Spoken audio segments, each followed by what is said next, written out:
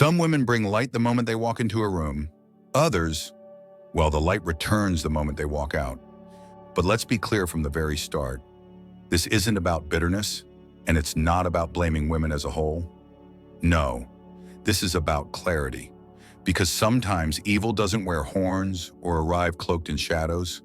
Sometimes evil smiles at you across a dinner table or sends a good morning text while plotting silent chaos behind a fortress of perfectly curated Instagram posts.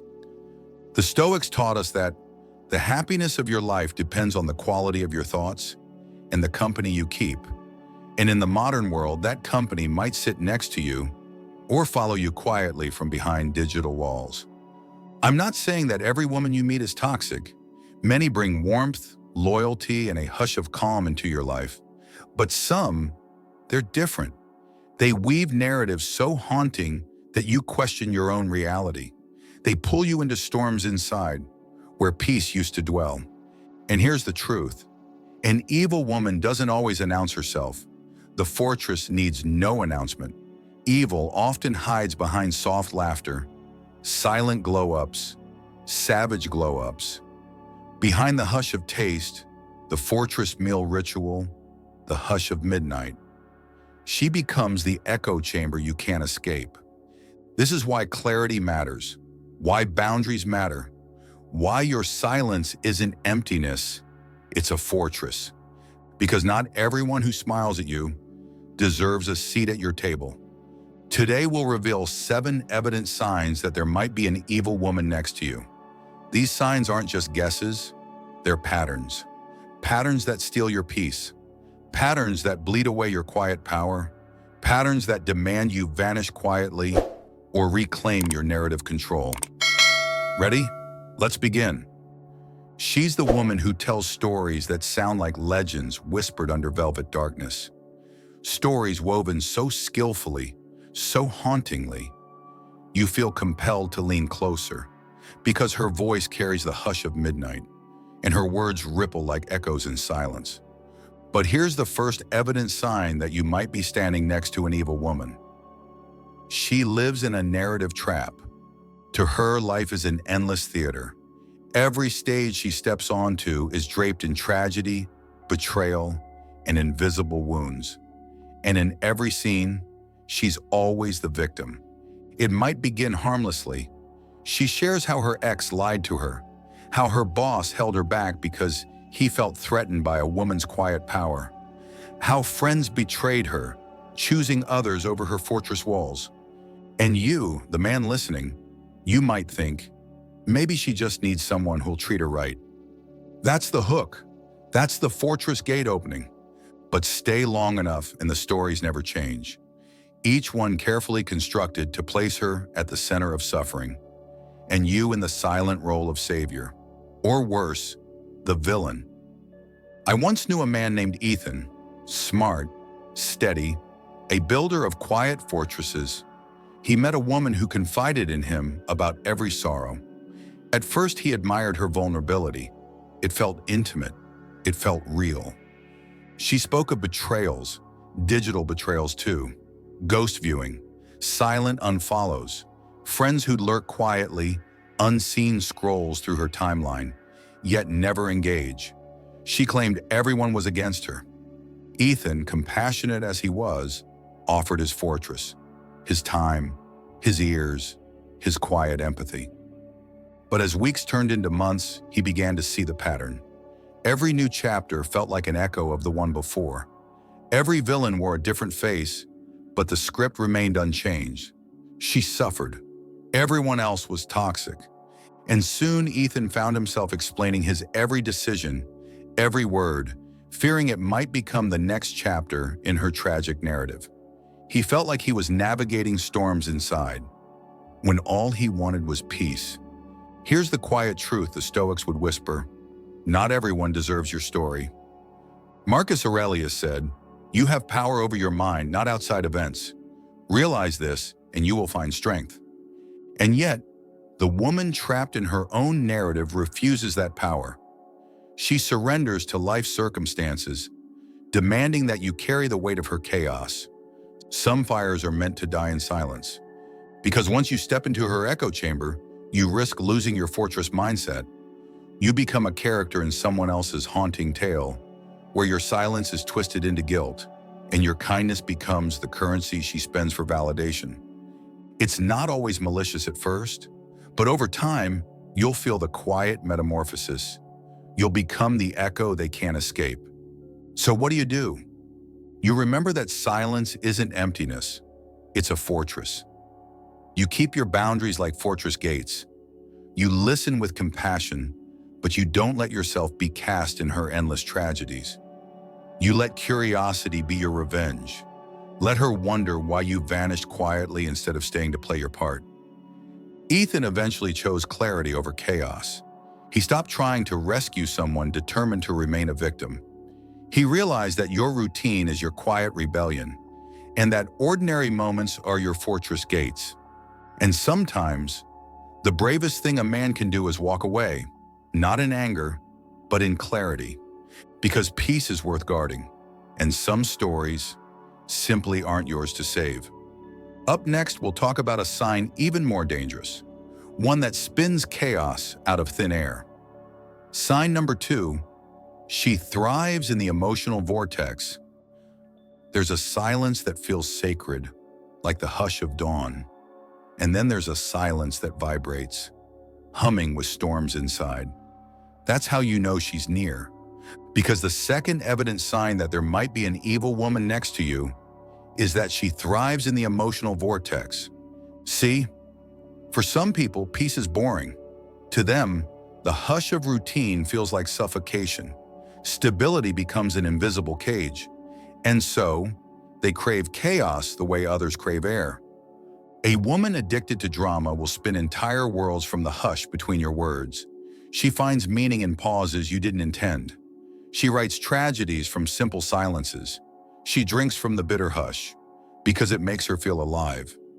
You'll notice her pattern early, if you're paying attention, but most men don't, because at first it's subtle.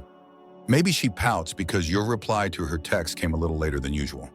Or she stares off into shadows gathering in her eyes, whispering, "You always do this." And suddenly, what should have been a quiet evening turns into an echo chamber of confusion. I knew a man named Noah, calm, patient, the kind of man whose silence is a fortress. He dated a woman who seemed luminous at first, full of life, laughter, savage glow-up energy. But whenever life grew too steady, she'd light a match and set everything ablaze. One night, Noah and her went out for dinner, soft jazz in the background, candlelight flickering like fortress gates opening and closing. It should have been peaceful. But halfway through dessert, she fell silent, eyes distant, tracing invisible storms inside. Noah gently asked if something was wrong.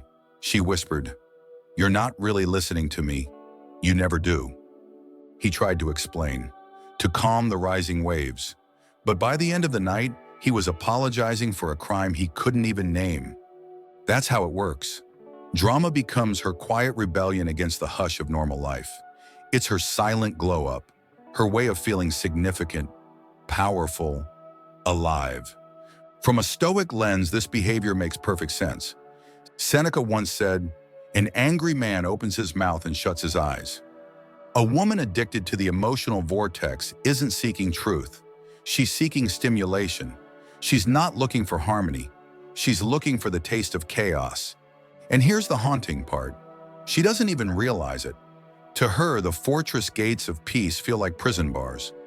So she sparks fires, not to destroy you, but because the flames soothe her own storms inside. And you, if you're not careful, will get caught. You'll start explaining yourself endlessly. "I swear I wasn't ignoring you. That's not what I meant." And every word you say becomes fuel for the next blaze. You'll walk on eggshells, hush your opinions, until your own voice becomes an echo in someone else's chaos. That's how men like Noah lose themselves. Because when a man loses his inner stillness, he loses his greatest power. Here's what the Stoics would advise. Distance, not always physical, but emotional. Step back.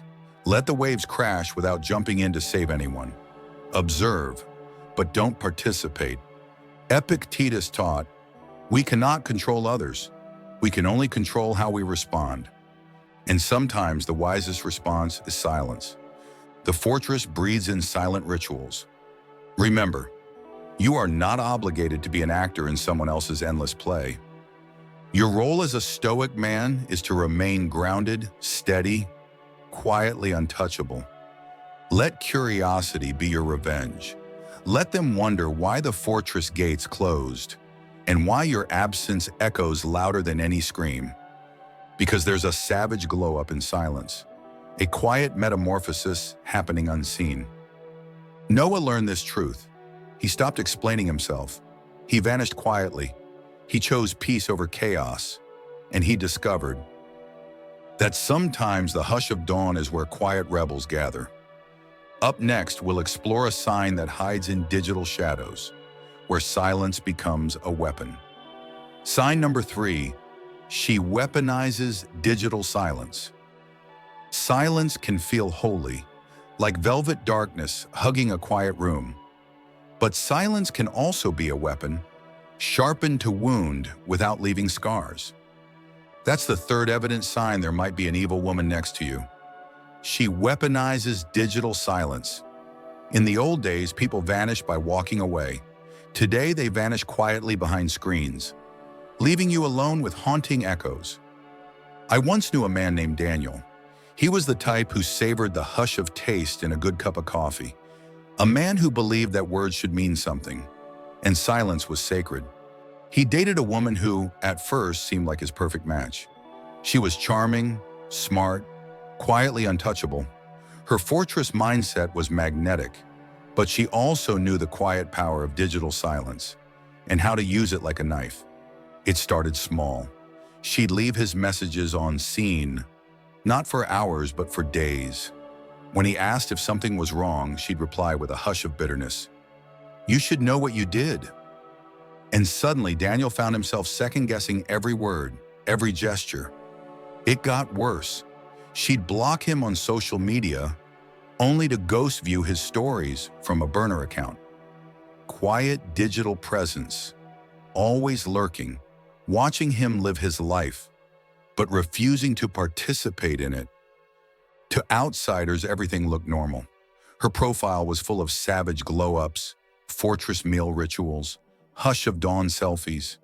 But in the quiet corridors of the digital fortress, her silence roared louder than any scream.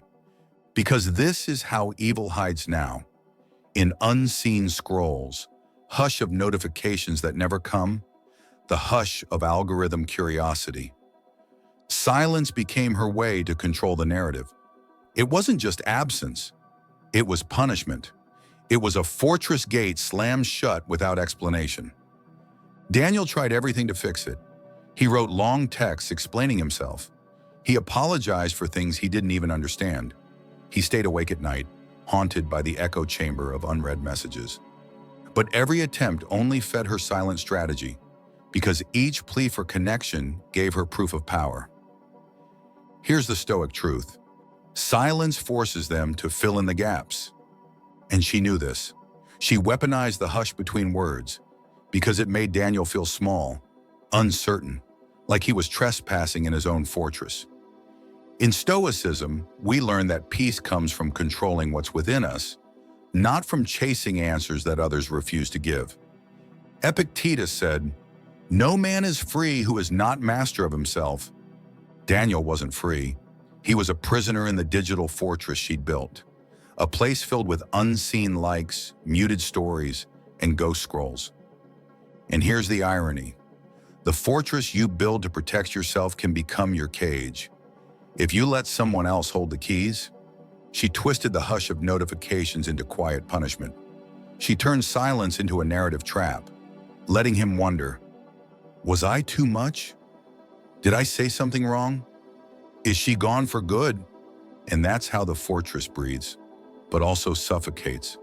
Here's the lesson. Your silence sets the price. If someone uses digital silence to control you, vanish quietly. Don't give them the echo chamber they crave. because some fires are meant to die in silence. Daniel learned this. He stopped chasing red receipts. He let curiosity be his revenge. He remembered that ordinary moments are fortress gates, and that no woman who values you will ever make you question your own worth through deliberate silence.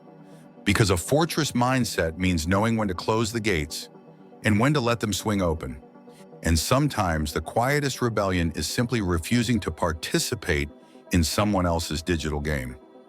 So if you sense ghost viewing, hush of algorithm curiosity, muted stories that speak volumes, remember, your digital presence is your fortress.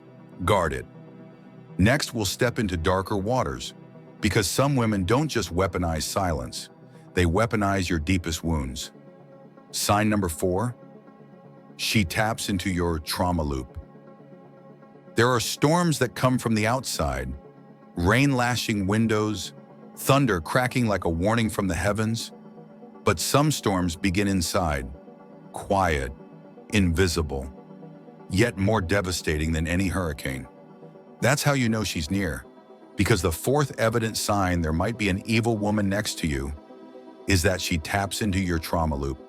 See, a trauma loop is not just pain, it's the echo chamber where old wounds replay themselves over and over until you're not sure where the past ends and the present begins. And a certain kind of woman knows how to find those cracks in your fortress walls. She senses your invisible wounds. She studies the hush between your words, looking for the taste of past sorrow. At first it feels safe, vulnerable, like someone finally sees you beneath the silent glow up, beyond the fortress gates.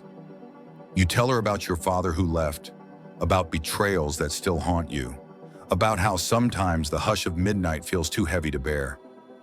She listens, eyes soft, head tilted just enough to seem compassionate. But soon, you notice that your wounds have become the script she reads from. I once knew a man named Chris, strong, resilient, the kind of man who valued quiet rituals, fortress coffee moments, mindful walks at dawn. After a painful divorce, he met a woman who seemed like an oasis. She praised his depth. She called him her safe place. But slowly, she began to twist his confessions into quiet weapons. When Chris needed time alone, she'd whisper, "I thought you said you hated feeling abandoned." When he set boundaries, she'd say, "Funny, for someone afraid of betrayal, you sure push people away." And just like that, she tethered his present to his past. She turned his trauma loop into her fortress of control. From a Stoic lens, this is the most dangerous battlefield, the one inside your own mind. Marcus Aurelius wrote, "You have power over your mind, not outside events. Realize this, and you will find strength." But when a woman taps into your trauma loop, she hijacks your narrative control. She makes you doubt your own fortress gates. She uses your quiet metamorphosis as evidence that you're hiding something. She sees your silence as guilt. It's subtle, and that's why it's deadly, because suddenly you're explaining yourself for things you never did, apologizing for wounds she didn't cause, but now claims to suffer from. You find yourself gasping for air inside an emotional vortex, where every attempt to escape only pulls you deeper. Chris reached a point where even the hush of dawn felt threatening, because he feared the quiet moments would become fuel for her next accusation. And that's how trauma loops become cages. A Stoic man must remember this. Not everyone deserves to hold the keys to your fortress. Epictetus said, "No man is free who is not master of himself." Freedom begins when you realize your past belongs to you, and no one else. If someone uses your secrets as leverage, vanish quietly. Let your silence become your fortress. Let curiosity be your revenge, because some fires are meant to die in silence. Chris eventually reclaimed his narrative control. He recognized that an evil woman will always try to turn your trauma into her currency. He chose clarity over chaos. He guarded his quiet power, and he learned that your fortress gates should never swing open for someone determined to rewrite your story. The hush between words, the hush of taste, these are sacred. Don't let anyone weaponize them against you, because your peace is your quiet revenge. Next, we'll talk about a sign equally dangerous, but in a different disguise. A woman who's not only obsessed with her glow up, but with the entire world applauding it. Sign number 5, she is obsessed with digital validation. There's a glow that comes from within, a soft, silent radiance born of gratitude and peace. And then there's a glow that screams for attention, bright, sharp, and insatiable. That's the 5th evident sign there might be an evil woman next to you. She is obsessed with digital validation.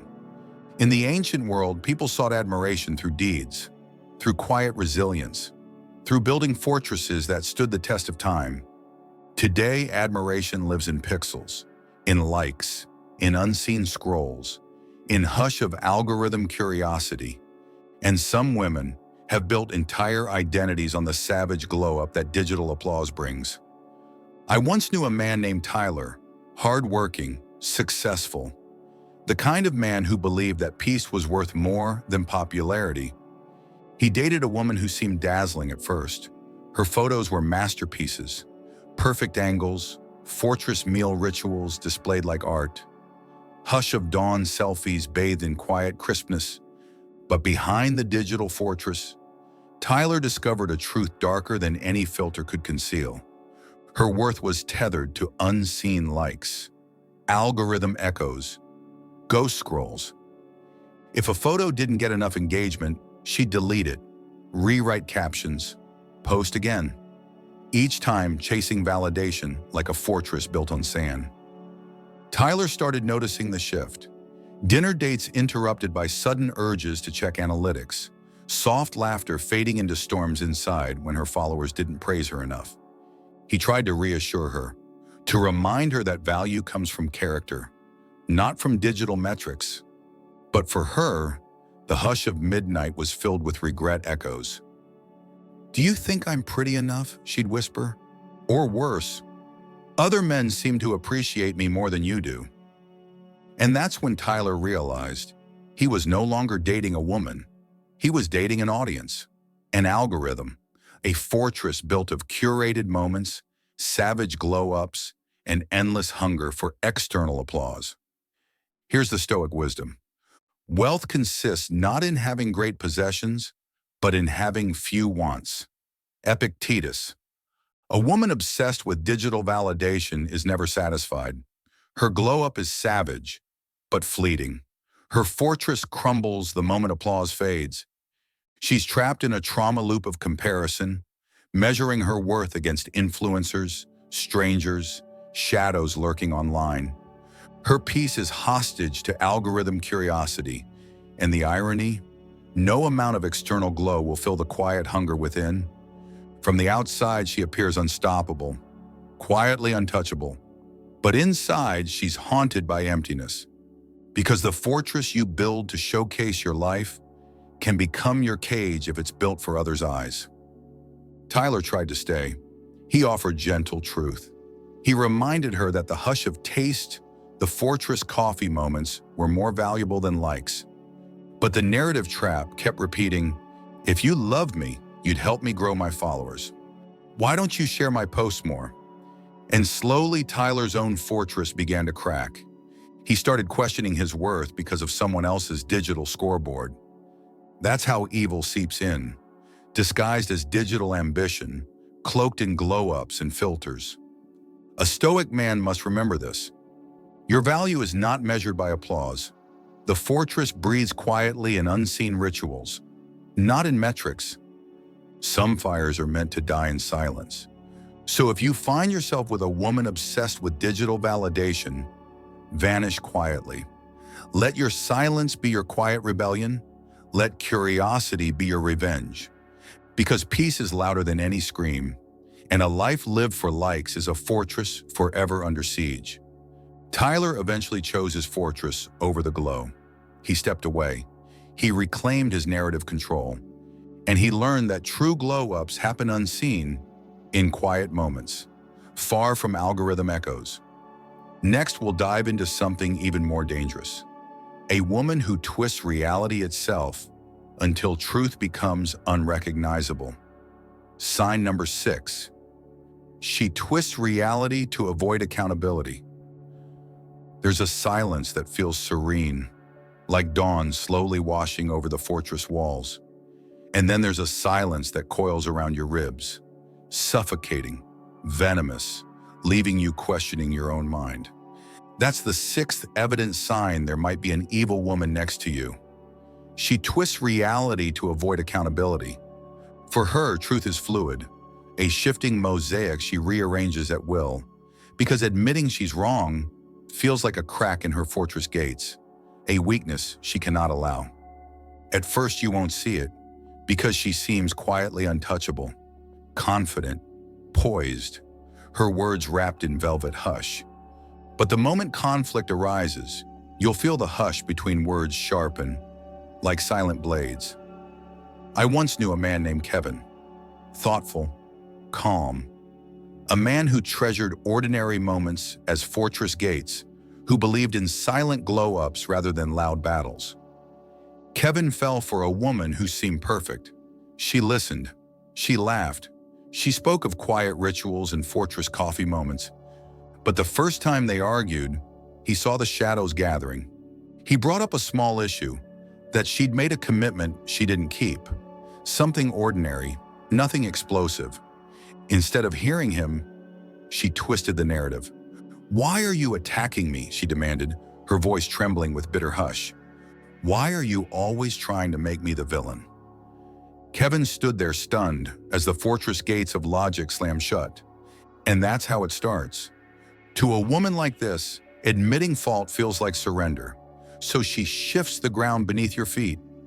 Suddenly, it's no longer about the issue at hand, but about how you've made her feel. She'll reach for ancient arguments, pulling them from unseen scrolls, to prove you always do this. And you, a man who values calm, who believes silence is a fortress, you'll try to explain, to reassure, to fix the storm. But every word you say becomes another stone she stacks on the fortress walls of her victimhood. The hush of breath you take, the way your eyes shift, the tone of your voice, all twisted into evidence that you are the problem. From a Stoic perspective, this is not just manipulation. It's a theft of narrative control. Marcus Aurelius wrote, "If anyone can refute me, show me where I am wrong, I will gladly change. It is the truth I am after." But to her, truth is not the goal. Survival is. And so she builds fortress walls of shifting stories where she is never wrong and you are always the aggressor. Kevin tried everything. He spoke gently. He kept his voice calm. He offered silent retreats into quiet conversations. But each time, she twisted reality again. She'd post half-truths on social media, crafting a digital fortress where her followers became an echo chamber, reassuring her that she was the one being wronged. She played the hush of algorithm curiosity, knowing people would lurk, ghost viewing the drama, silently taking sides. And Kevin realized he wasn't just arguing with her. He was battling the fortress she'd built online.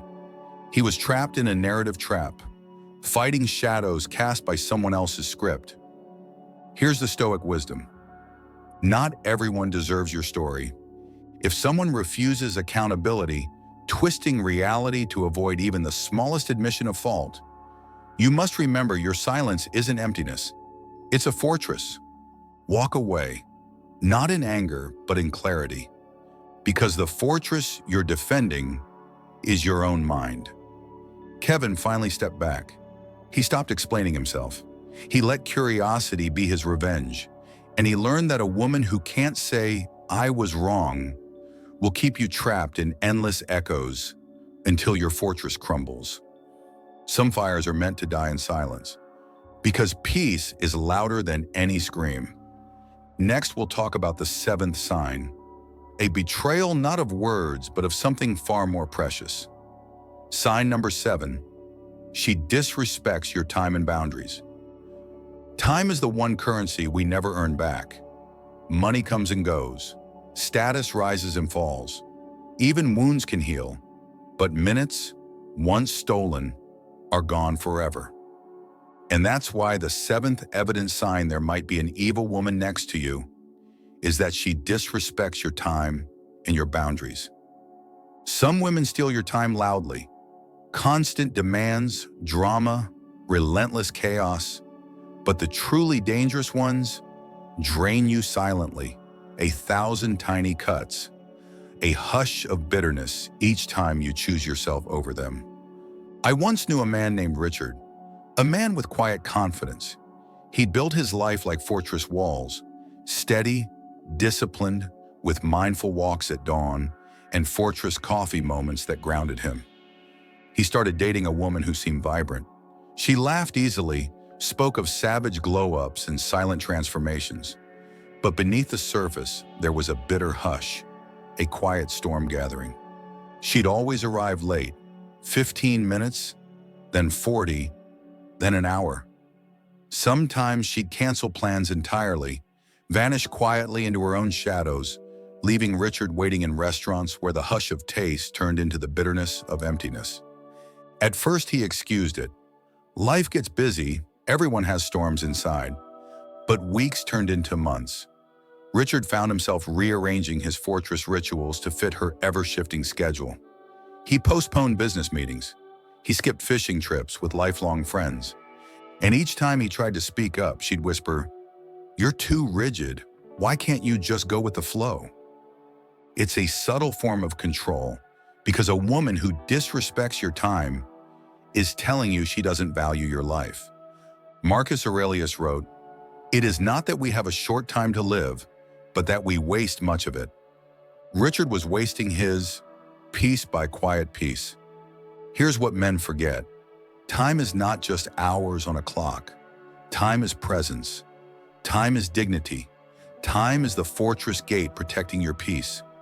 When someone repeatedly makes you wait, leaves you wondering, leaves you standing in echo chambers of empty promises, they're not just stealing minutes.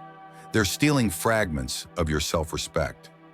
From a Stoic lens, this is not cruelty for cruelty's sake. It's chaos wearing the mask of spontaneity. A narrative trap that says you're the problem for wanting consistency. Richard realized that. One night after waiting alone for over an hour, he stared into his untouched glass of water and whispered to himself, "I feel like I'm always waiting." And that is the essence of this sign. A man trapped with a woman who disrespects his time will feel like life is on pause, as if he's waiting for permission to live. The Stoic answer? Clarity, boundaries, fortress gates firmly closed when necessary. Some fires are meant to die in silence. Richard chose to vanish quietly. He stopped chasing her shifting timeline. He reclaimed his fortress mindset, realizing that a woman who values you will honor your time like sacred ground. Because your minutes are pieces of your soul. Let curiosity be your revenge. Let them wonder why the fortress gates closed and why your absence will echo.